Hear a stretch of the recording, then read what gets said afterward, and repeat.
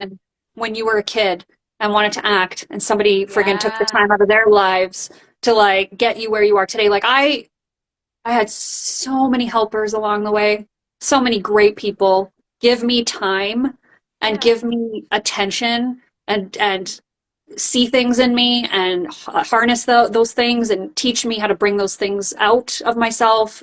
And oh my gosh, I have so many people to thank. So, nobody's, I'm not a great actor. I'm as good as I am right I didn't want to now. I say still have room for anything, but improvement, right? So I'm still going to be meeting people who will bring those things out of me. And I feel also when I direct or coach, like when I have little chances to do it, I do feel like I learn a ton by doing it, by like being on the other side. So they're also my teacher. It's a yeah. mutually beneficial thing. I know it sounds cliche, but I think it's a genuine cliche, like that it's not only are you teaching, but you're being taught at the same time. So If you're I don't, if you're receptive to it, right? yeah, And I yeah, think that's what's so important too, is being open to learning. And I yeah. think if you, as opposed to going, no, I'm where I am in my career, I don't need to grow. I'm there. I've made it. And How I you feel, choose to grow is another story, right? Like I feel like kind oh, of burned out of like classes. I'm burned out.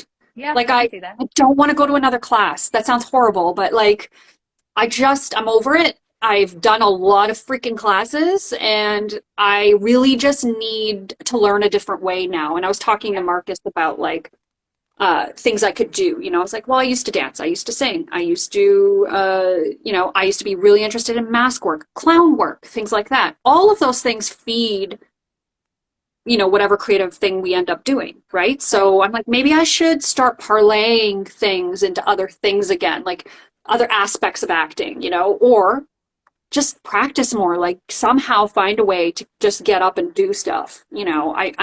I have the tools. I just need to implement them over and over and over until they become part of who I am, part of my essence without thinking about it. Because, like you said earlier in our conversation, it's like sometimes you get there and you're just like, I have to be on my mark. My hair's in my face. Da da da. All these stupid things you shouldn't be worrying about because you don't have the experience in front of the camera to be able to get that out of your head. So, yeah, we need more of those like opportunities as actors to just work, to just So work. here's my question then with that. Everyone has a phone now, right? We're having this conversation. So what's stopping people from just literally putting themselves on camera every day? I know what's stopping me. I'm lazy and I just don't want to do it sometimes. I'm like, oh, Same. makeup? No way. But that's like we have so many tools that we can just stay with it. I think it's just such a hard thing to wrap around my head from starting out, as a child actor or whatever, to now I can literally create every day. And I find that so overwhelming when I'm not creating. I go, I should be creating, like, why am I not creating? What's my excuse? Because if I want to do this, I can do this. You see people becoming famous for putting stuff on TikTok, right? Again, that's not my path. I don't understand TikTok. I'll keep trying, but it's painful. Don't watch my stuff. Yeah, I'm not I really a don't know what I'm fan. doing. It's very bad. Yeah. This isn't being critical. This is legitimately, it doesn't resonate. And I move on. But with that, like there's so many different ways to reach people and find the people that are your audience. And I remember this instructor said to me, I can't wait to meet your audience. I thought, oh, really resonated with me. I'd love to know who my audience is, that kind of Yeah. what am I doing that resonates with people and what should I keep doing? But also I'm really trying to take a step back now and think, what do I want to put out there? Right? Yes. Because I'm really glad You that have a what choice too. You have a and that's say. and that's what's really, and I know a lot of my people, my friends that are creating content and being really successful, they sometimes get trapped because this is what their public wants, but they don't necessarily want to keep creating that. And I think that's a sticky situation too. So And there's always that fear yeah, because ad agencies and, major productions will do a massive Google search on you yeah, and see what you're like, what are you presenting yourself as? Like what are you putting out there? It's terrifying. Like your Instagram, your Facebook, your Twitter, your every TikTok, everything.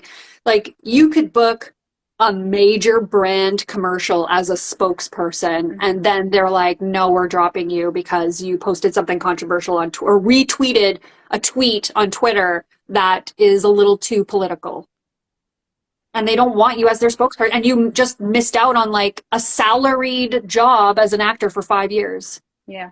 which is like heaven for us, but It's like it's so like creating content and doing all that is great and obviously like that would help fulfill some of those like gaps in work. But like it's always that fear, like what if it's Yeah. not well received and what if it's something that shoots me in the foot, you know? I don't know. And And I think for me, I really am a person who loves being employed by other people. I'm not much to create my own stuff. Like I really enjoy being cast in a play or being cast in a TV show or, like I don't need to be creating these things. I right. know my gifts are in the acting, not in the creation. So yeah, that's kind of why I don't do it personally. Like if friends ask me to be in their thing, I'm always like, yeah, sure, man. I'll be in your thing. Thanks for writing Well, it because I'm lazy, yeah. you know? I don't think there's anything wrong with that. It's knowing what you Yeah. like to do, right? And Yeah. I actually commend you because I have a problem if I'm like I want to create something and no one's creating it. So then I try and create it and I'm exhausted. So you, you keep doing you. You're exhausted because we all have a million other jobs. We're not just acting. We Yeah. can't just survive on acting here right now as it is, Like I have four other freaking jobs, five other jobs. So what do I have left at the end of the day? Sometimes just enough energy to cook a meal and maybe like do something physical with my body, like walk around the block or something. Like that's sometimes all I have left. Yeah. And to act is exhausting. It's not as simple as turning the camera on self and just like record something. It's a whole thing. It's Yeah. setting up so it's like looks good, Mm-hmm. setting your lighting, getting your makeup and hair, memorizing a script, getting a scene partner to read with you. Then just to do it is like kind of fruitless. Then you want feedback on it from a friend or somebody you trust. Like it's a process. It's not just like let's just put stuff on tape, you know? Yeah.